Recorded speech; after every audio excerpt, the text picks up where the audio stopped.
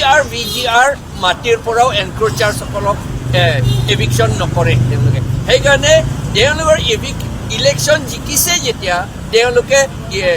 eviction সোনকালে কৰিব লাগে এইটো আমি দাবী কৰিছোঁ আৰু এটা আছে যে কিবা এটা আছে এই ইণ্ডিয়া গভৰ্ণমেণ্টৰ ভিতৰত আছাম গভৰ্ণমেণ্টৰ ভিতৰত ইণ্ডিয়া নহয় আছাম গভৰ্ণমেণ্টৰ ভিতৰত কিবা আছে এই এজেণ্টছ প্ৰভোকেটিয়ৰসকলে আছে যে আমাৰ ট্ৰাইবেলসকলৰ মাজত কাজিয়া লগাই থাকে সেইকাৰণে সেই কাজিয়াটো কেতিয়াও কৰিব নালাগে বুলি আমাক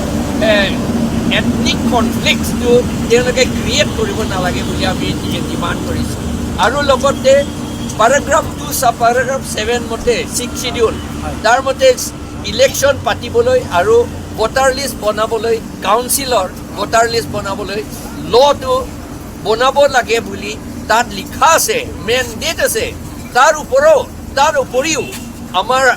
অনাৰেবল হাইকোৰ্টে অৰ্ডাৰো দিছে 2018ত যে প্ৰথমতে ছমাহ বুলি কৈছিল তাৰ পাছত 1 বছৰৰ ভিতৰত বনাব লাগে বুলি কিন্তু এতিয়াতো 7 বছৰে হৈ গ'ল বনা নাই সেইকাৰণে এই কাউন্সিল অট'নমাছ কাউন্সিল কাৰ্বি আংলঙত সোনকালে সেই লটো বনাব লাগে বুলি আমি দাবী কৰিছোঁ 125 কনষ্টিটিউশ্যন এমেণ্ডমেণ্টৰ বিষয়ে কি ক'ব 125 এমেণ্ডমেণ্টছটো সেইটো কথা তাত কৈছে 125 এমেণ্ডমেণ্টৰ আৰ্টিকল 280 মতে ফাইনেন্স কমিশ্যনে ফাণ্ড কিমান আমাক দিব লাগে কাক ইউনিয়ন গভৰ্ণমেণ্টক ষ্টেট গভৰ্ণমেণ্টক আৰু পঞ্চায়ত আৰু মিউনিচিপালসকলক কিমান টকা দিব লাগে বুলি ৰিকমেণ্ড কৰিব লাগে বুলি তাত লিখা আছে ৰিকমেণ্ডহে কৰিব দেই অৰ্ডাৰ নহয় ইণ্ডিয়া গভৰ্ণমেণ্টে নামানিবও পাৰে এনেকুৱা কথা ৰিকমেণ্ডহে কৰিব এতিয়া সেই ৰিকমেণ্ড কৰিবলৈ তাত তেওঁলোকে আমাৰ autonomous কাউন্সিলক paragraph BB sub paragraph নহয় sub clause BB তাতে সোমাবলৈ বা sub clause 1C তাতে সোমাবলৈ বিচাৰিছে যদি সেইটো কৰে তেতিয়াহ'লে আমাৰ অট'নমাছ কাউন্সিলটো পঞ্চায়ত লেভেলতে হৈ যাব আমাৰ ইমান ওখ আছে এতিয়া পঞ্চায়ত লেভেললৈ নমাই থৈ দিব এইটো একো কামত নহ'ব অট'নমাছো নহ'ব তেতিয়াহ'লে সেইকাৰণে আমি কৈছোঁ যদি 280 যদি এমেণ্ড কৰিব লাগে আৰু আমাৰ পঞ্চায়ত অট'নমাছ কাউন্সিল যদি তাত সোমোৱাব লাগে তেতিয়াহ'লে 280 ক্লজ 3 সাব ক্লজ 8 তাত লিখা আছে ইউনিয়ন এণ্ড দ্য ষ্টেট বুলি বৰ্তমান লিখা আছে তাতে union comma state and autonomous state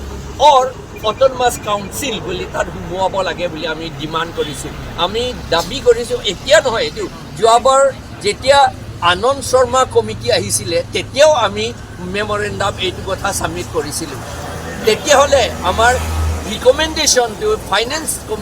কমিশ্যনে ৰিকমেণ্ডেশ্যনটো কৰিব পাৰিব সেইটোৱে কথা উইদাউট লৱাৰিং মানে আমাৰ পজিশ্যন আমাৰ ষ্টেটাছটো ননমোৱাকৈ ওপৰত থৈ পেলাই আমাক ফাণ্ডটো ৰিকমেণ্ড কৰিব পাৰিব তেতিয়া ধন্যবাদ জনাইছোঁ আমি কোৱা হৈছে স্মাৰক পত্ৰ এইবিলাক আমি লিখিছোঁ total 9 points total 9 points including total 9 points including creation of autonomous state including the modification of 125th amendment aru making of rules for election and then aru ase bahut kotha iyat likha hoise 243D panchayat ইয়াত impose কৰিব নালাগে পঞ্চায়তৰ ব্যৱস্থা কাৰ্বি আংলং জিলাত কৰিব নালাগে আমাৰ সেইটো কথা নহয় আচলতে পঞ্চায়ত কৰিব লাগে কিন্তু পাৰ্ট 9 কনষ্টিটিউশ্যনত পাৰ্ট 9 পঞ্চায়তটো আমাক নালাগে যিটো আৰ্টিকল 243 সাব ক্লজ ডি তাত লিখা আছে বাই হোৱাট এভাৰ নেম কৰ্ড বুলি এইটোহে আমাক দিব লাগে আৰু এই কথাটো 6 শিডিউল paragraph 3 EFG তাত অলৰেডি লিখা আছে সেইটো মতে আমাৰ নিজৰ পঞ্চায়ত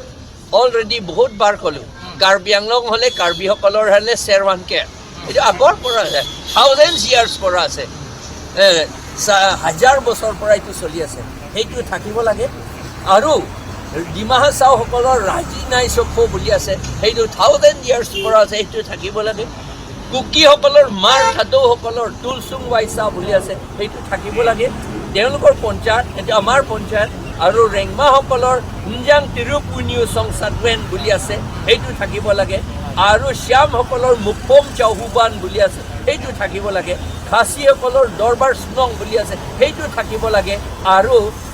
গাৰোসকলৰ চংখ দিল গাপা বুলি আছে সেইটো থাকিব লাগে আৰু তিৱাসকলৰ মই নামটো এতিয়া পাহৰিলোঁ তেওঁলোকৰ নিজৰ ট্ৰেডিশ্যনেল ভিলেজ কাউন্সিল আছে সেইটো থাকিব লাগে বুলি আমি ডিমাণ্ড কৰিছোঁ আমাৰ মেমৰেণ্ডামতো